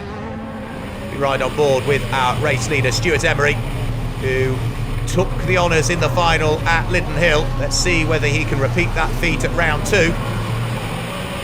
Great on board camera angle as he works his way in the lead of the race. Here is the squabble for what is 3rd, 4th and 5th position. The Vauxhall Astra of Gary Dixon ahead of the car we ride on board with, that being Todd Crooks and the Mini.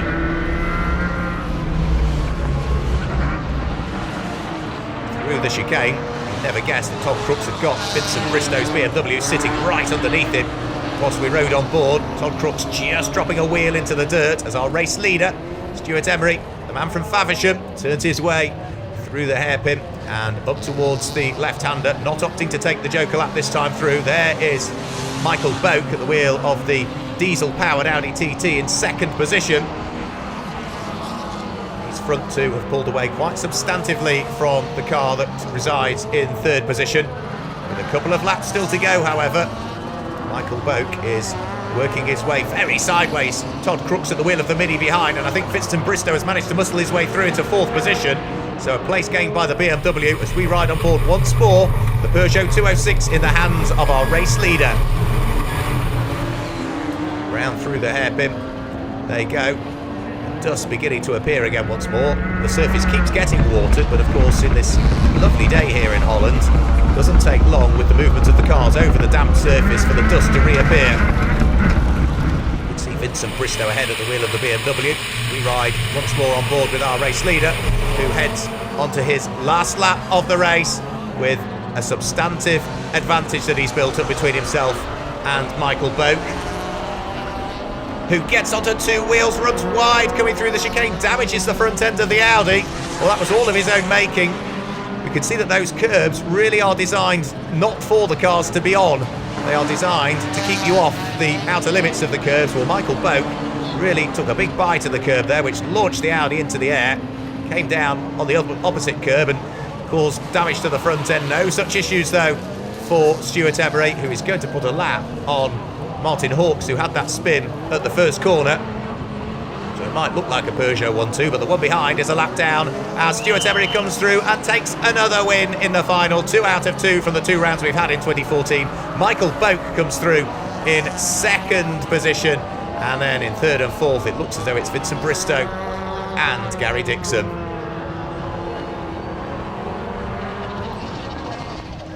So confirmation of the result for the MSA Supernational Final, and it's Stuart Emery that takes the win. Michael Boak is second, ahead of Vincent Bristow in third. Gary Dixon, Todd Crooks and Slavomir Woollok round out the top 6.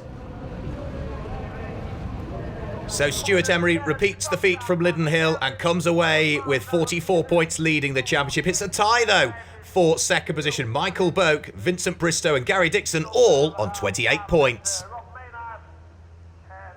Stuart, congratulations. And there's a bit of a trend, really. People that have done well at Liddon have done all right here as well. Craig's done well, Mark Scott's done well, and you're top of the podium as well.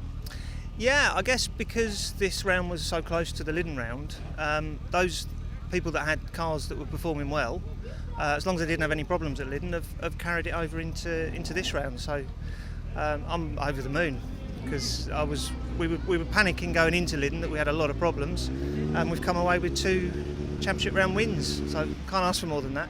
And that final was pretty straightforward. You led from the start. In the end, yeah, we had a bit of a help from Michael Boak, who has been quick all weekend, but he made a bit of a mistake in the third heat and had a time exclusion, so that put him on the back of the grid, which gave me a bit of a breathing space. But yeah, it went really well, led from the start, didn't make any mistakes, just what I wanted. I suppose mistakes can be easily made on a circuit like this, can't they? They can. This is a really tight, twisty, technical circuit, and there's no room for any mistakes at all. Very little time for thinking. One corner comes straight after the other. Yeah, you've got to be concentrating 100%. And is this track a permanent fixture on the calendar now then? No, we were in Belgium last year. We decided to come over to Holland this year for a change. We may be back next year. Who knows? We'll see. We'll see what the plans are for next year. But plenty still to go this year yet. Well done today. Thank you. So on to the final for the Super 1600s, and Nikita Mishulia sits there in the orange Skoda on pole position. A very competitive field indeed. Heads down towards the first corner. It looks as though it is the Skoda that's out front, and as they head to the first corner, there's contact further back. Dave van Beers makes contact with the tail end of Dennis van Rijn's Skoda. That deposits the unfortunate Dennis van Rijn heftily into the tyre barriers. That will surely bring about the red flags, one would have thought. The remaining part of the field heads down through the hairpin, and yet the red flags are out, which means that Nikita Mishulia, that good start will count for nothing, but the hugely unfortunate Dennis van Rijn's Skoda Fabia suffering what was a very significant impact. Again, it was just a case of everybody wanting the same piece of tarmac in what is a tight and twisty circuit, so if you can make a place off the start, it does put you in good contention for the remainder of the race, because overtaking, as we've heard from so many drivers, difficult. Let's have a look at the replay again. You can see the Renault Clio of Dave van Beers just makes contact with the tail end of Dennis van Rijn's Skoda. You can see there the damage to the Clio. There remains the damaged Skoda Fabia in the middle of the circuit, and also significant damage to the circuit furniture. Good to see that Dennis van Rijn is fine. He's walking away from the car, but the car and the circuit furniture will need a little bit of attention before we can get racing back underway for the restart of the Super 1600 final. Great to see, however, that Dennis van Rijn is able to walk away from the incident. So, with the gaps missing from the front two rows of the grid, Dave van Beers in his Clio not able to take the restart. Unsurprisingly, Dennis van Rijn also not able to take the restart. It is Nikita Mishulia that takes the lead of the race. Kasparas Navickas sitting there in second place, and it's Marcel Snoyer that's there in third position at the wheel of that Renault Megane. Fourth place looking as though it's Willem Veltman, and Phil Chicken rounds out the remaining 5 cars that we've got in this field, because Davy van der Branden's car also not out for this final. So round through the left-hand element of the circuit they all go. Skoda's first and second, a Renault there in third place by way of Marcel Snoyers, who has pushed on over the course of this weekend. He's had a couple of good heats. That was what gave him a reasonable position for the final. He'd be very keen indeed if he can take the fight to the Skodas, who really have proved this weekend that they are very well suited to the Valkenswaard circuit. Not least of which, and no more so, is Nikita Mishulia, who still continues in the lead of the race. The orange Fabia is opting not on this occasion to take the Joker lap. Marcel Snoyers, however, does at the wheel of the third place Renault Megane. Should hang on to third place as well, because I don't think Willem Veltman is quite close enough at the wheel of his Citroën C2. So over the start-finish line, 2 laps to go. Kasparas Navickas not making a great deal of inroads into the margin that our race leader Nikita Mishulia has built up, as they work their way once more onto the loose section of the circuit. Marcel Snoyers trying very hard though at the wheel of that Renault Megane, the tail end of it being kept in check as he came through the right-hander. Onto the Joker lap goes Kasparas Navickas. Should still come out in second position, because Marcel Snoyers is not close enough to try and mount a challenge for the final podium place. He's getting ever closer though. He had the momentum as Navickas was just coming off the part of the circuit where you take the Joker lap. as they head onto their final lap of the race. What can Marcel Snoyers do about trying to catch the two Skodas ahead? Off the tarmac, back onto the loose, on the brakes, up towards the right-hand hairpin. Yet again they will come, as our race leader will take the Joker lap this time through. So Nikita Masulia through and onto the Joker lap, up to the final couple of corners, back onto the tarmac comes the orange number 50 Skoda Fabia, comes through and takes the victory. It's a Skoda 1-2 though, because Kasper Snovicius comes through in second place. Marcel Snoyers chasing him all of the way to the finish line in third position. So it's a Skoda 1-2 with Masulia and Novicius taking first and second place. Marcel Snoyers was there in third place, ahead of Willem Veltman and Phil Chicken, that concluded the last of the finishes in the final. You've had a fantastic day. It doesn't seem possible that this is your first race meeting, and you've won every single race. Oh, thank you. We did a lot of trainings, I might say, and we fight a lot. We tried hard, and now we're here. So, yeah, this is my first Rallycross event. Back to those days, I did 10 years of bike trials and 1 year of circuit racing. So it was it. Do you think that has served you well? Do you think you picked up experience doing that before doing this? Oh, sure. I must say it helped a lot. Bike trials help a lot. Circuit racing helps a lot. Everyone helps. What did you make of this circuit? Tricky track? Not really. So the Supercar Final, and Julian Godfrey sits on pole position. Ron Snooks, Seat Leon in the middle of the front row of the grid, and it's the Ford Focus of Steve Harris that's there on the outside of the front row, of course, with that Subaru Impreza of Simon Horton on his own on row 2 of the grid. Supercars about to unleash themselves for the final time this weekend around Valkenswaard in Holland.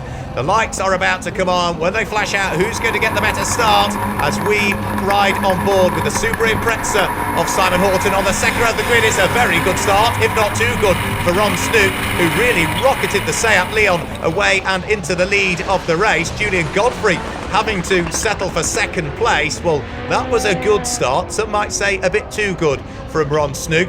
Either way, the Seat Leon leads on track at this stage. Julian Godfrey in second position as Ron Snook spins the car at the hairpin. All of that good start won't count for a great deal. The Seat Leon facing the wrong way. Simon Horton has to reverse the Subaru Impreza in order to get round. And well, from hero to zero for the Dutchman. He is right at the very tail end of the field. Damage to the back end of his car as well, as Julian Godfrey tried to squeeze his way through. So Godfrey leads. There is Steve Harris. He is in second position at the wheel of the Ford Focus, and that really has split the pack up, hasn't it? Because Julian Godfrey couldn't have wished for a better first lap in reality. He might not have been quite as happy with the start. By the time they've concluded the first lap, he is well and truly in the lead. Sizable margin between himself and Steve Harris in second place, with Simon Horton's Subaru Impreza that we ride on board with sitting there in third position. Through the hairpin goes Simon in this freshly rebuilt car from this year. Started cutting his teeth in Rallycross in hot hatch and stock hatch some years ago. We have seen him in super modified as well at the wheel of an MGZR a couple of years ago, but it really has been the Subaru Impreza that's been his mainstay over the last few seasons. He's accelerating his way with a couple of laps to go and trying to close the margin that exists between himself and Steve Harris ahead. They've gone through and concluded that lap, and well, yeah, the gap is visually coming down between the two of them, perhaps as a result of Steve Harris just easing his pace. But I think it's more so Simon Horton beginning to close up that bit. And well, if he can do the same over the remainder of this lap and try and wring the neck of the Impreza for the final lap, he might just about be able to mount a challenge here for second position. Through the left-hander they go. Still with Julian Godfrey well and truly out front. There is Ron Snook, complete with damage to the tail end of his Seat Leon. And here we go, onto the last lap of the race. And yeah, certainly Steve Harris is being caught by Simon Horton. The Subaru Impreza getting ever closer to the wheel tracks of the Ford Focus that lies ahead. But with one lap to go, is Simon Horton going to have an opportunity to try and mug Steve Harris for second position? Up to the hairpin they come. through the right-hander and will almost making contact with the tyres on the inside there goes Simon Horton, but the win will go the way, in dominant fashion, the way of Julian Godfrey. Who's going to finish in second place? It's still up for dispute as they come into the final corner. The Super Impreza almost pushing the focus as they come up to the final corner. There's contact between the two of them. Steve Harris absolutely being pushed to the line by Simon Horton, but it wasn't to be for Simon Horton. His debut weekend in the 2014 championship season will finish with third place in the Super Final. So the win goes the way of Julian Godfrey. Steve Harris is there in second position, and Simon Horton completes the top three, with Ron Snook coming through in fourth position. So looking for his fourth British Rallycross Championship, Julian Godfrey is doing everything right. He leads on 43 points. Steve Harris is second on 32, and absentee Kevin Proctor remains in third on 17 points.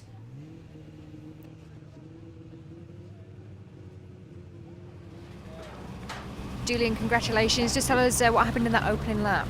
I didn't make the best of starts. I couldn't really see if the green light was coming on because the sun was on it. So I waited a little bit just to keep an eye on the guy beside me to then move as soon as he went. So I didn't get the best of starts. But unfortunately, for my luck, he spun it in the first hairpin. So let me past, and then it was easy from there. Well, you managed to pick up a massive lead there.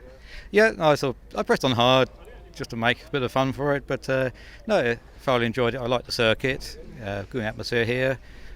This shame there wasn't so many cars. A lot of the local guys had problems with their cars from Linden Hill, and so a few of them have dropped out from then. So it's a shame, but no, it's a very nice circuit. I've raced here twice before in the Super 1600, so I enjoy the circuit. It's nice to have been back. Would you like to come back in the future? Yeah, I'd like to come back in the future. Yeah, I do enjoy the circuit. It's a little bit more slippery than the English circuits, but it makes it more fun. It makes it a bit harder. I would say after 2 rounds, it's you're in a very good position, the best position, the only position you want to be in. Yeah, maximum points on both rounds with the bonus points as well. So no, very, very happy. So hopefully I can keep this up.